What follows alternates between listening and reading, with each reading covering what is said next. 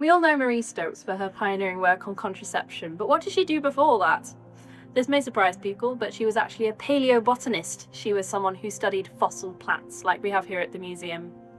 She began by studying botany and geology at University College London. She finished that degree in just 2 years and then went to be in Munich at the Botanical Institute.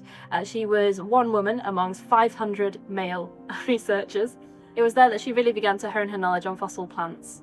There was a researcher there from Japan who she fell in love with, and so she decided she couldn't stay there any longer. So despite having only gone there in 1902, by 1904 she'd applied for a position lecturing at Owens College, which became the University of Manchester right here.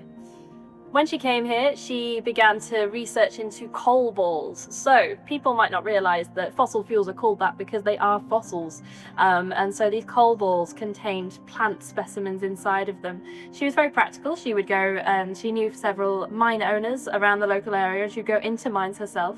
She even at a party got Dr. Scott of the Antarctic expedition drunk and convinced him to let her go on the expedition with him to find some plant fossils. When he became sober again, he realised that probably wasn't a good idea, and she didn't end up managing to go. But when their bodies were found after the fated expedition, they were found with plant fossils that he had collected for her.